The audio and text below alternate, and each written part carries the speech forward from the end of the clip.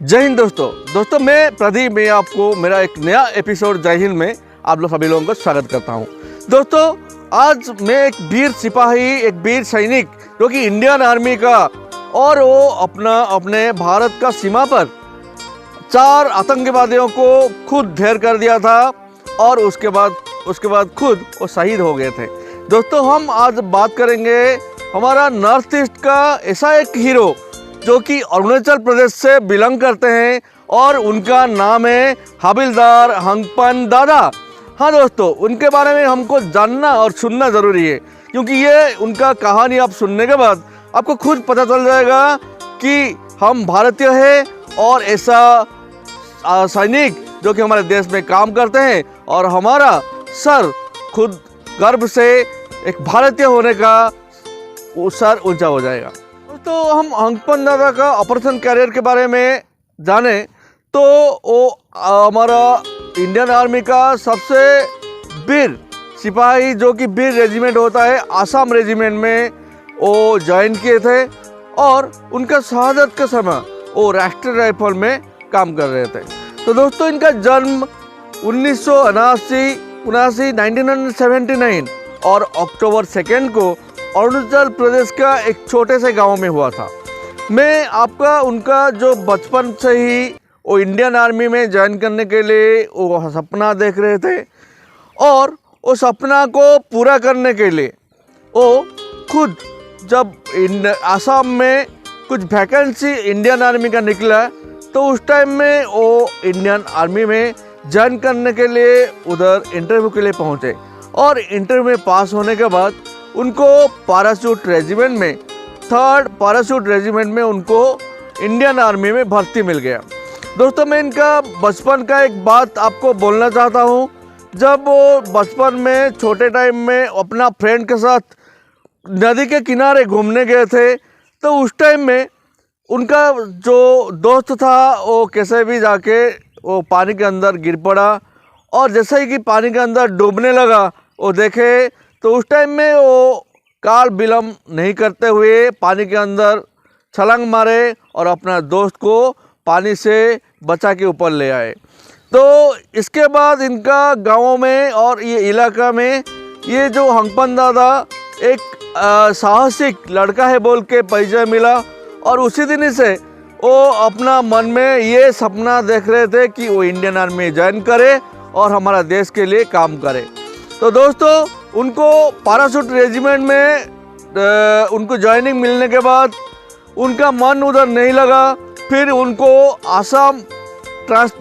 Rifle में transfer किया गया और आसाम राइफल में ट्रांसफ़र करके कुछ दिन अपना जो कार्य वो अपना जो प्रतिभा अपना जो शक्ति वो आर्मी में दिखाने के बाद वो खुद अपना जो काम को जम्मू कश्मीर में करने के लिए उनका मन आया और वो खुद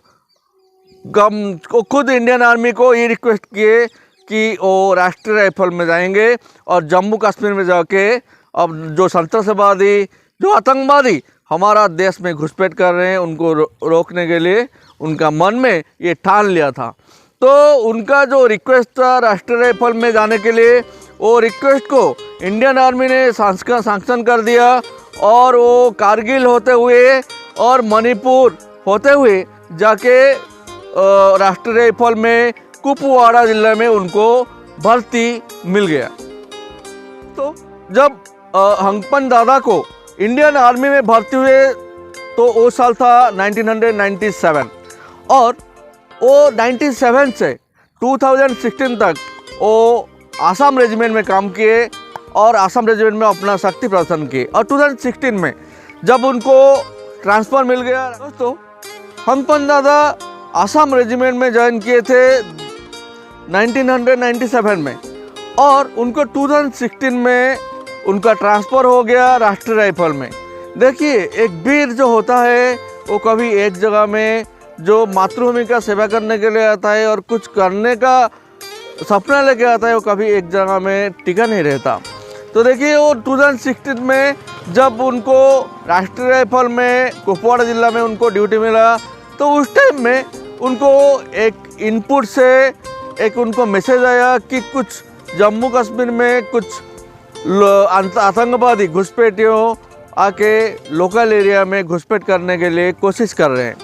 तो ये मैसेज एक ख़ास इनपुट से आया जो उसको आगे बढ़ाना, और ऑफिसर ये सोचे कि ये जो इलाका है, ये इलाका था 13,000 फुट ऊपर का पहाड़ी में, और वो पहाड़ी में जाके कौन उनके साथ पंगा ले सकता है और उनको खदेड़ सकता है। तो उस टाइम में इंडियन आर्मी का राष्ट्रीय राइफल में ये जो हवलदार हंगपन दादा थे उनको सिलेक्ट किया गया, क्योंकि हंगपन दादा पहाड़ चढ़ने में माहिर थे। तो इसके लिए उनको एक छोटा सा 8 आर्मी का एक छोटा सा टुकड़ी उनको बना दिया गया, और उसमें ये हंगपन दादा को एक लीडर के हिसाब में दे के ये जो मिशन था वो मिशन को पूरा करने के लिए उनको भेजा गया। और वो काल विलम्ब नहीं करते हुए वो जो पहाड़ी के ऊपर वो चढ़ने लगे, और जाके चढ़ के पहले उनका ये काम था कि दुश्मनों को जो रास्ता है बाहर का जाने वाला रास्ता उसको सील कर दिए। और दुश्मनों को ये पता चल गया कि कोई सेना हमको अभी सील कर दिया और हमारा चारों तरफ भारतीय सेना आ गया।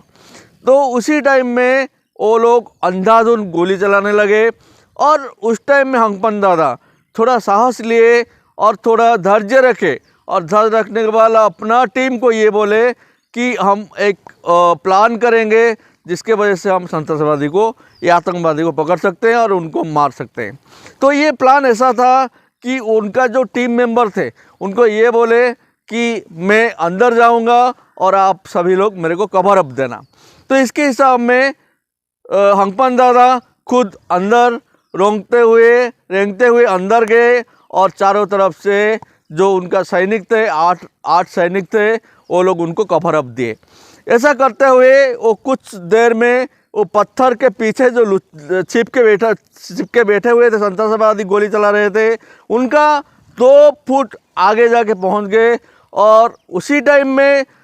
देखे कि उनके सामने 4 संतरासवादी थे, और 4 संतरासवादी से 3 संतरासवादी को वो गोली मार के उधर ही उनका लास्ट कर दिए। और जो एक संतरासवादी बचा हुआ था, जख्मी हुआ था, उसको साथ मुठभेड़ करते हुए हमारा हंगपन दादा खुद बहुत घायल हो गए थे, और उनका कुछ गोलियां के उनका छाती और उनका हाथ में लगा था, जिसके वजह से बहुत जो ब्लड उनका बॉडी से निकल चुका था। उस टाइम में जो हमारा दूसरा सैनिक थे, जो 8 आदमी थे, वो लोग कवर अप किए, और वो जो 3 सोल्जर थे, 3 जो थे आतंकवादी, उनको मार डाले, और उसी टाइम में घायल हो गए, और चौथा को भी वो हंगपन दादा ने गोली मार के उनको ख़त्म कर दिया। दोस्तों, बुरी तरह से घायल होने के वजह से हमारा हवलदार हंगपन दादा ने उसी 27 मई, वो डेट था 27 मई 2016, वो डेट को वो हमारा देश के लिए शहीद हो गए, अपना प्राण को अपने देश के लिए बलिदान कर दिए, और एक ऐसा वीर जो कि अपना मातृभूमि के लिए अपना जीवन को बलिदान कर दिए। दोस्तों, हवलदार हंगपन दादा का अपना अदम्य साहस और बलिदान, अपना मातृभूमि के लिए बलिदान के लिए उनको 2017 में इंडियन आर्मी का सबसे बड़ा अवार्ड, जिसको बोला जाता है अशोक चक्र, से उनको सम्मानित किया गया। और आसाम राइफल में जो वो काम कर रहे थे, तो उनका आसाम राइफल का जो मेन ऑफिस है, वो मेन ऑफिस को उनका नाम में हवलदार हंगपन दादा के नाम में नामित किया गया, और उनका नाम में बहुत सारा टूर्नामेंट और उनका अरुणाचल प्रदेश में अभी भी चल रहा है, और लोग उनको याद रख रहे हैं। तो दोस्तों, ऐसा वीर जो अपना देश के लिए अपना जान दे सकता है, ऐसा वीर के पास मैं 100 बार उनको नमन करता हूँ। और इन लोगों को इनका जो ऋण, उनका जो वीरता, जो अपना देश के लिए अदम्य साहस की वजह से वो खुद को अपना देश के लिए निछावर कर दिए, तो ऐसा वीरों को आप लोग भी आपका तरफ से उनको याद रखना चाहिए, और उनका बारे में जानना सुनना ज़रूरी है, क्योंकि आगे जो हमारा युवा पीढ़ी आ रहा है वो भी आगे बढ़ के ऐसा काम कर सकते हैं, हमारा देश का नाम ऊंचा कर सकते हैं। तो दोस्तों, मेरा ये शहीदों के बारे में जो मैं आपको बता रहा हूँ, आपको कैसे लग रहा है आप ज़रूर मेरे को मेरा यूट्यूब चैनल में बताइए, क्योंकि मैं आपका जो कमेंट पढ़ के मेरे को इंस्पिरेशन आता है और मैं कुछ आगे और कुछ आपको ऐसा बता सकूं तो ये आगे हम बता सकता हूं। तो दोस्तों, आप लोगों को सभी लोगों को एक ही मेरा रिक्वेस्ट है कि आप मेरा वीडियो ऐसा देखते रहिए, और आपका ये टाइम के लिए मैं आपको बहुत बहुत धन्यवाद करता हूं। और आपको अच्छा लग रहा है तो लाइक शेयर और सब्सक्राइब ज़रूर कर दीजिए। और मेरा दोस्त सभी लोगों को एक ही रिक्वेस्ट है कि आप लोग सभी लोग खुश में रहिए और खुशी बांटते रहिए। मेरे तरफ से आप सभी लोगों को जय हिंद, जय भारत।